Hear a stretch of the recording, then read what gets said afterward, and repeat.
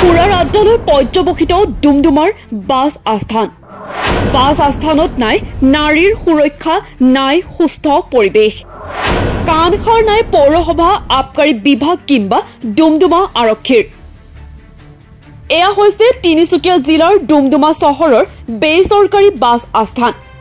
এই বাছ আস্থানৰ পৰাই প্ৰতিদিনে শতাধিক বাছ, মেজিক, অটো আদিয়ে চলাচল কৰে আৰু সহস্ৰাধিক যাত্ৰীৰ আহ-যাহ হয় এইখন বাছ আস্থানৰ পৰা। এনে এখন বাছ আস্থানৰ পৰিৱেশ পৰিস্থিতি কেনে হ'ব লাগে বাৰু?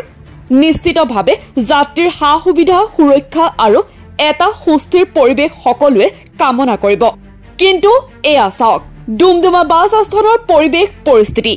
হয়, ঠিকেই দেখিছে, এয়া কোনো সুৰাৰ বাৰ নহয়, এয়া হৈছে ডুমডুমা বেচৰকাৰী বাছ আস্থানৰ দৃশ্য। এইদৰে নিতৌ দিন দুপৰতে মুকলিকৈ মদৰ আড্ডা বহে এইখন বাছ আস্থানত। উল্লেখ্য যে বাছ আস্থানত পৌৰসভাই দুখনকৈ বিলাতী সুৰাৰ বিপণী খুলিবলৈ অনুমতি প্ৰদান কৰাৰ পিছৰে পৰা এইদৰে বাছ আস্থানখনত মুকলিকৈ সুৰাৰ আড্ডা বহে। ইয়াৰ উপৰি বাছ আস্থানৰ চৌপাশে সুৰাৰ খালী বটল, গিলাচ আৰু লেতেৰা আৱৰ্জনাৰে এক অস্বাস্থ্যকৰ পৰিৱেশে ছানি ধৰিছে। স্থানীয় লোকে জানিবলৈ দিয়া মতে বাছ আস্থানখনৰ বৰ্তমান একাংশ লোকৰ বাবে সুৰা আৰু জুৱাৰ আড্ডা হৈ পৰিছে। এতিয়া প্ৰশ্ন হৈছে, ডুমডুমা পৌৰসভাই কেইবা কোটি টকাৰে নিৰ্মাণ কৰা এই বাছ আস্থানটোত যাত্ৰীৰ সুবিধা আৰু সুৰক্ষাৰ প্ৰতি কিয় উদাসীন পৌৰসভা কিংবা ডুমডুমা আৰক্ষী? সময় থাকোঁতে বাছ আস্থানত সুৰা আৰু জুৱাৰ আড্ডা বন্ধ নকৰি কিবা অপ্ৰিয় ঘটনাৰ অপেক্ষাত আছে নেকি ডুমডুমা পৌৰসভা আৰু আৰক্ষী বিভাগে? সেয়া এতিয়া সময়ত লক্ষণীয় হ'ব। ডুমডুমা পৌৰসভা আৰু আৰক্ষী বিভাগে কি ব্যৱস্থা গ্ৰহণ কৰিব? আমি এটা কথা বহুত দিনৰ পৰা লক্ষ্য কৰি আহিছোঁ, ডুমডুমা পৌৰসভাই যিটো বাছ স্থানৰ বাবে ডুমডুমা নতুন এটা বাছ স্থান ডুমডুমা নগৰ কোচামাৰীৰ তলত স্থাপন কৰিছিলে, তাত কিন্তু বাছ স্থান হোৱা হৈ থকা নাই। বৰ্তমান তাত অবৈধ সুৰাৰ এটা ঘাটিত পৰিণত হৈছে। এইটো এটা খুব দুখৰ বিষয়, কাৰণ আমি জানো যাত্ৰীবাহী বাছবিলাক চলাচল কৰে, মেজিকবিলাক চলাচল কৰে, তাত সকলোৰে বাছ স্থানবিলাক ৰখোৱা এটা উপযুক্ত স্থান। কিন্তু সেই স্থানত আপোনাৰ দেখিবলৈ পোৱা হৈছে দিনক দিনে মদৰ প্ৰকোপ বৃদ্ধি পাইছে, মদাৰী জুৱাৰীৰ সংখ্যা বৃদ্ধি পাইছে। এইটো এটা খুব দুৰ্ভাগ্যজনক কথা আৰু ডুমডুমা নগৰবাসীৰ বাবে দুৰ্ভাগ্য।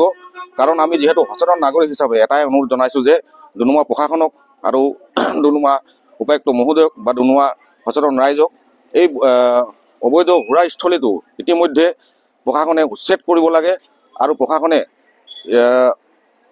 গুৰুত্ব দিব লাগে যাতে এনেধৰণৰ আড্ডা আৰু নহয়।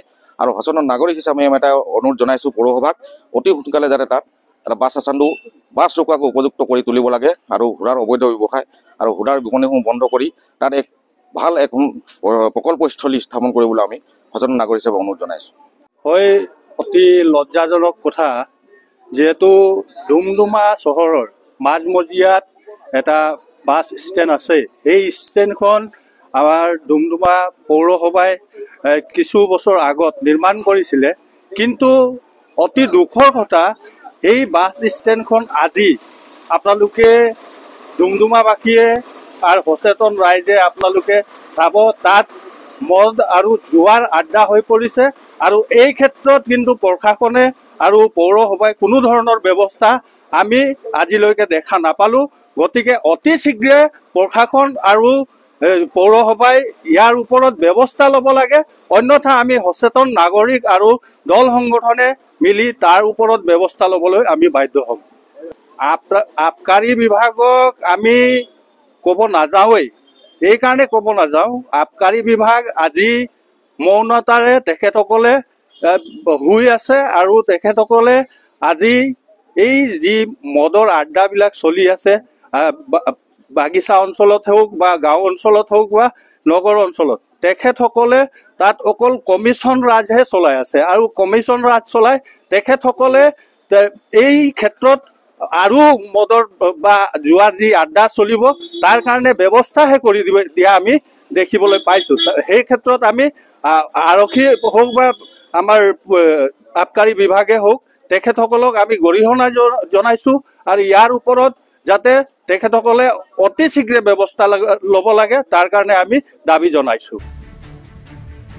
ডুমডুমাৰ পৰা ললিত তাঁতীৰ সহযোগত নিউজ ডেস্ক এনিটক্স।